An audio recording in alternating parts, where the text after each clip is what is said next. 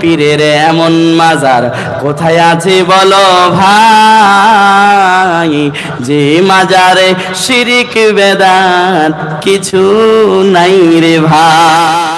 আর মানুষ তাহলে আমি আপনাকে বলবো, আজান গাজী রহমাতুল্লাহ আলাইহি, হয়তো আপনার মনে প্রশ্ন জাগতে পারে ইনি তো আলাদা ঘরানার, ইনি তো আলাদা একটা দল।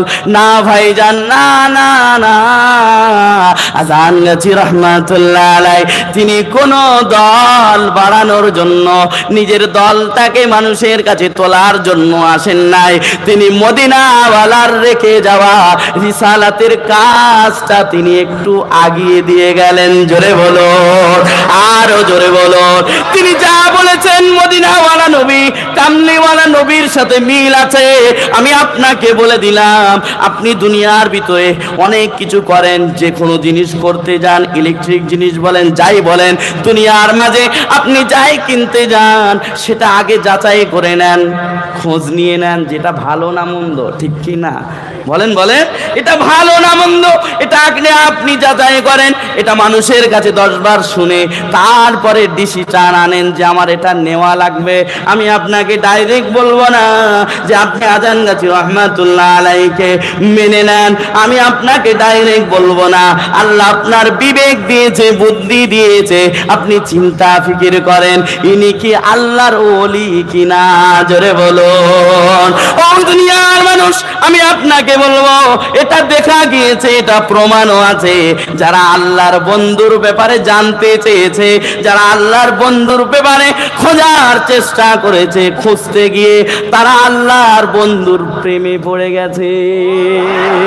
অনেকেই নবীর ভুল ধরতে এসেছিল, কোরআনের ভুল ধরতে এসেছিল ভাইজান, তবে তাদের নিজের জিন্দেগির ভুলটা বুঝতে পেরে নবীর হাতে বায়াত গ্রহণ করে ইসলামের সুচিতাল ছায়া তলে তারা আশ্রয় গ্রহণ করলো, পড়ে নিল লা ইলাহা ইল্লাল্লাহু মুহাম্মাদুর রাসূলুল্লাহ। একবার জোরে জোরে বলুন সুবহানাল্লাহ। তাহলে আমি আপনাকে বলবো, আজান গাজী রহমাতুল্লাহ আলাইহির ব্যাপারে জানেন তিনি কত বড় শাখসিয়াত ছিলেন। তিনি কোনো এখান ওখান থেকে উঠে আসেন নাই, তিনি যোগ্য এক আলেম ছিলেন, যোগ্য এক মুফতি ছিলেন। তিনি দুনিয়াবি শিক্ষা, কোরআনের শিক্ষা করার পরে তিনি নিজেকে আর ধরে রাখতে পারলেন না, বলে আমি আল্লাহকে খুঁজবো। আল্লাহকে পাওয়ার জন্য তিনি নিজের বিবিকে ত্যাগ করলেন, ঘর ত্যাগ করলেন, সন্তানের মায়া, দুনিয়ার মায়া ত্যাগ করলেন। তারপরে তিনি সুরির জঙ্গলে চলে যাওয়ার পরে তিনি আল্লাহর জন্য, আল্লাহর প্রেমে নিজের জিন্দেগি বিলিয়ে দিয়ে, আল্লাহর প্রেম সাগরে ডুব দিয়ে আল্লাহকে রাজি খুশি করেছে। জোরে বলো। ও দুনিয়ার মানুষ, আপনাদের একটা কথা শোনাই, কোরআনুল কারীম এমন এক কিতাব আমাদের প্রত্যেক তথ্য দিয়ে দিবে আমাদের মাঝে। সেই জন্য তো কোরআনুল কারীম বলেন, ওয়ামান আহসানু কাওলাম মিম্মান দাআ ইলাল্লাহ ওয়া আমিলা সালিহান ওয়া ক্বালা ইন্নানি মিনাল মুসলিমিন। জোরে বলুন আল্লাহু আকবার। ও দুনিয়ার মানুষ, আল্লাহ রাব্বুল আলামিন বলেন, ওই ব্যক্তি অপেক্ষা কথাই কে উত্তম যে আল্লাহর প্রতি মানুষকে আহ্বান করে। জোরে বলুন। আল্লাহ নিজে বলছে ওই ব্যক্তির কথার চাইতে কার কথা উত্তম হতে পারে যে আল্লাহর দিকে আল্লাহর বান্দাগুলোকে ডাকে। জোরে বলুন। আমি প্রমাণ করিয়ে দেব, আমার মুর্শিদ হলেন আল্লাহর খাঁটি বান্দা। জোরে বলুন সুবহানাল্লাহ। এখানে আল্লাহ রাব্বুল আলামিন বলেন, ওয়ামান আহসানু কাওলাম মিম্মান দাআ ইলাল্লাহ। ও দুনিয়ার মানুষ, আল্লাহ রাব্বুল আলামিন বলেন তার কথার চাইতে কার কথা উত্তম হতে পারে যে আল্লাহর বান্দাগুলোকে আল্লাহর রাস্তায় ডাকে। আমার মুর্শিদ মুজাদ্দিদ জামান তিনি আল্লাহর বান্দাগুলোকে ডাক দিয়েছেন আর বলেছেন, বাবা আসো আসো, আমি যা বলেছি কোরআন হাদিস থেকেই বলেছি, তোমরা মেনে নাও, আমল করো ভালো আমল, আর তোমরা জান্নাতে চলে যাও। জোরে বলুন। আর আল্লাহ রাব্বুল আলামিন বলেন, ওয়া আমিলাস সালিহাত, এবং নেক আমল করবে, সৎ আমল করবে। ওয়াকালা ইন্নানি মিনাল মুসলিমিন, আর নিজেকে আত্মসমর্পণকারী হিসাবে নিজেকে আল্লাহর কাছে ছুপে দিবে। জোরে বলুন। আল্লাহ 3 গুণের কথা বললেন। এক, তার কথার চাইতে কার কথা উত্তম হতে পারে?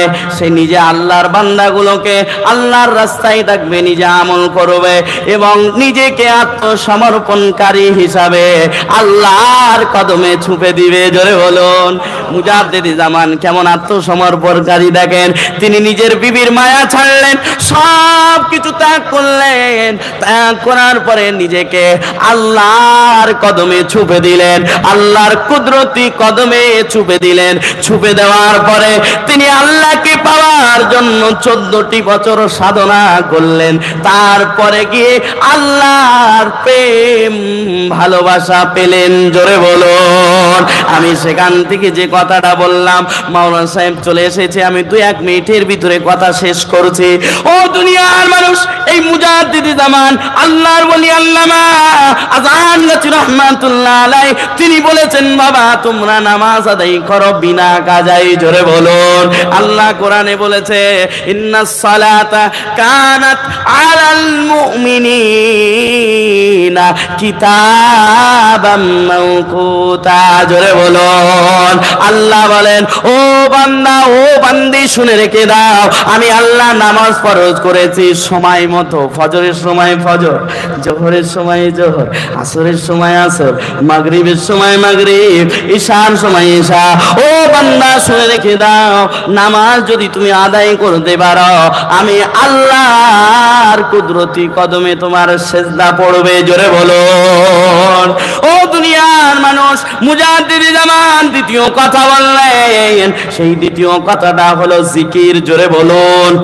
আল্লাহর নবী বলেন, আফজালুজ যিকরি তিলাওয়াতুল কোরআন, সবচাইতে উত্তম জিকির হলো কোরআন তেলাওয়াত। কেমন হাকিম দেখেন, তিনি বলেন তোমরা কোরআন তেলাওয়াত করো।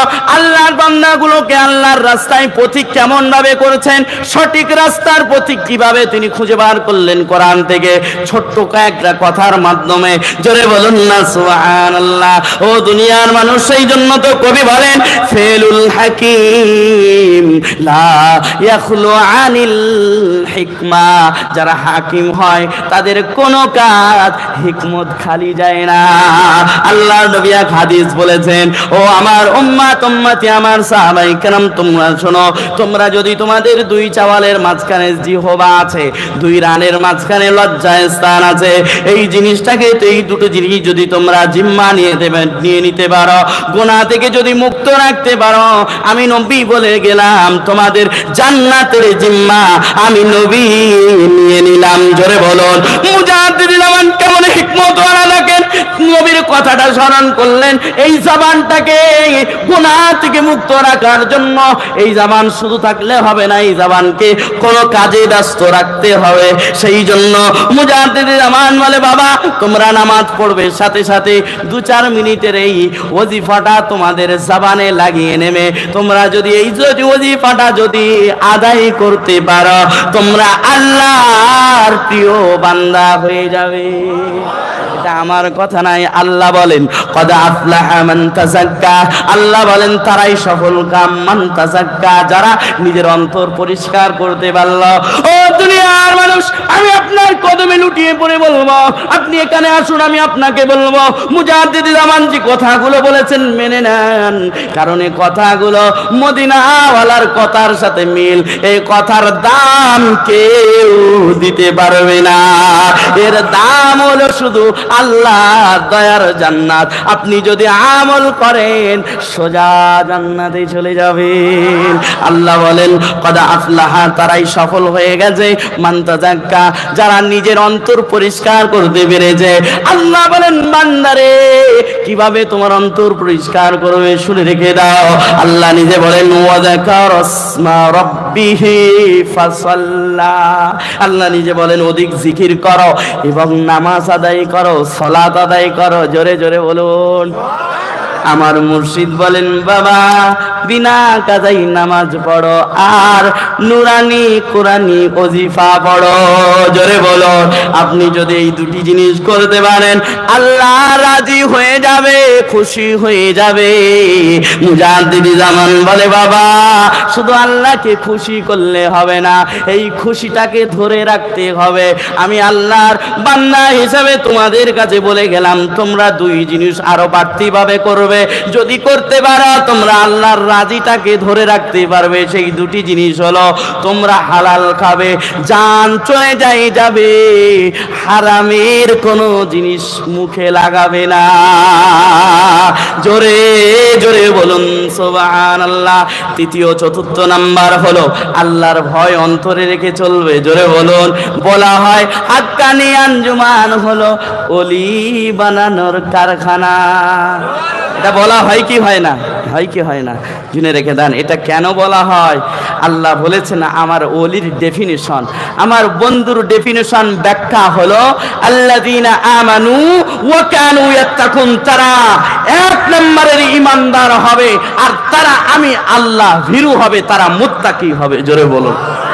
আমার মুর্শিদ মুত্তাকি হওয়ার জন্য তার পয়েন্টের ভিতরে শেষ পয়েন্ট আনলেন যে বান্দারা, ও আল্লাহর বান্দারা, ও আমার বাবারা, তোমরা অবশ্যই আল্লাহর ভয় অন্তরে রেখে চলবে। এই আল্লাহর ভয় অন্তরে যদি থাকে এবং শেষ নিঃশ্বাসের ত্যাগের আগ মুহূর্ত পর্যন্ত যদি আল্লাহর ভয় অন্তরে রেখে আল্লাহকে এক বলে যদি আপনি নিজের নিঃশ্বাস ত্যাগ করতে পারেন, আমি গ্যারান্টি দিলাম আল্লাহি বিল্লাহি তাল্লাহি আপনি আল্লাহর ওলি হয়ে দুনিয়া থেকে যাবেন।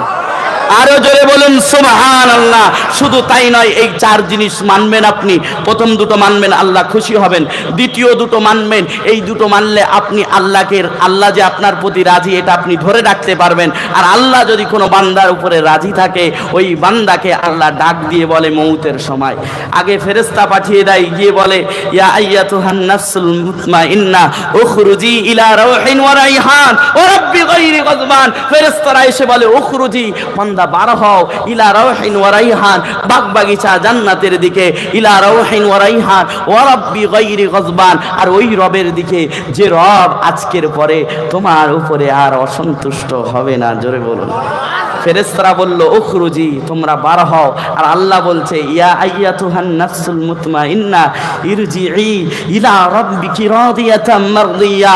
আল্লাহ বলবে বান্দারে, হে মুতমাইন আত্মা, তুমি আসো, ফেরত আসো, ফেরত আসো। ফেরেশতারা বলল বার হও।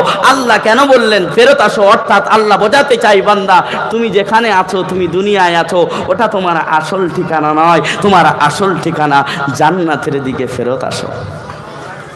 একটু জোরে বলুন না সুবহানাল্লাহ। আল্লাহ তারপরে বলবেন ইরজিই ইলা রাব্বিকি রাদিয়াতাম মারদিয়া, তুমি রবের প্রতি খুশি ছিলে দুনিয়ায়, তোমার শেষ সময়ে আল্লাহ বলছে মারদিয়া, আমিও আল্লাহ বান্দা তোর প্রতি খুশি হয়ে গেলাম।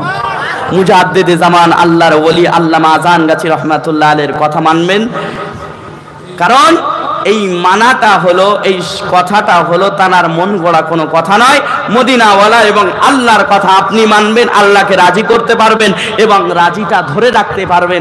মৌতের সময় আপনি আল্লাহর কাছ থেকে শুনতে পারবেন ফাদখুলি ফি ইবাদি ওয়াদখুলি জান্নাতি। বান্দারে, শুধু তুই নয়, আমার আরো অনেক জান্নাতি বান্দা আছে, তাদের দলভুক্ত হ, ওয়াদখুলি জান্নাতি, আর সোজা জান্নাতে চলে যা। জোরে বলুন সুবহানাল্লাহ। আল্লাহ আমাদের সকলকে সঠিক জিনিস জেনে বুঝে আমল করার তৌফিক দান করুক। সকলে বলুন আমিন। আর একটু জোরে বলুন না আমিন। আমি যতক্ষণ কথা বললাম যদি একটু আওয়াজ একটু উঁচু হয়েছে তারপরেও আমি ক্ষমা প্রার্থী, কারণ আপনারা আমার দিনী ভাই, আপনাকে যেভাবে হোক আমাকে বোঝানো লাগবে, ঠিক কি না? যেভাবে হোক আমি বলেছি, আমি বায়ানে বলি, আপনি এখানে আসেন, আমি আপনার পায়ে লুটিয়ে পড়ে বলবো ভাইজান নামাজ পড়েন, কোরআন তেলাওয়াত করেন, হালাল রুজি খান, আর আল্লাহর ভয় রেখে চলেন। যদি আপনি রাখতে পারেন আমি মানব, আমি কামিয়াবি, আপনি মানবেন আপনিও কামিয়াবি। জোরে বলুন মুর্শিদ আমার ভালোবাসা, মুর্শিদ আমার চাঁদের আলো, হৃদয় মাঝে জ্বলে খুশির সাগর উতলে ওঠে বাগ মারিতে গেলে। যার ওজিফার ওসিলাতে, যার ওজিফার ওসিলাতে নবীর দেখা হয়, তিনি মোদের কামেল বলি আজান গাছি রহমাতুল্লাহ আলাই। শাবল সিঙ্গাপুরি হুজুর তিনি, শাবল সিঙ্গাপুরি হুজুর তিনি বলতেন তানার জবানে, এমন মুর্শিদের তুলনা যে এই জমিনে নাই। যে তরিকার সবক নিয়ে, যে তরিকার সবক নিয়ে আমল করলে ভাই, পাবে তুমি নবীর দিদার এই ধরায়। পেয়েছেন না আমাদের বড় হাফেজ সাহেব, হাফেজ ইউসুফ রহমাতুল্লাহ আলাই, তিনি নবীর দিদার পেয়েছেন। জোরে বলুন সুবহানাল্লাহ। আমাদের জানা কথা, এমন পীরের এমন মাজার, এমন পীরের এমন মাজার কোথায় আছে বলো ভাই, যে মাজারে শিরিক বেদাত কিছু নাই রে ভাই। মুর্শিদ আমার চাঁদের আলো হৃদয় মাঝে জ্বলে, খুশির সাগর উতুলে ওঠে বাগমারিতে গেলে।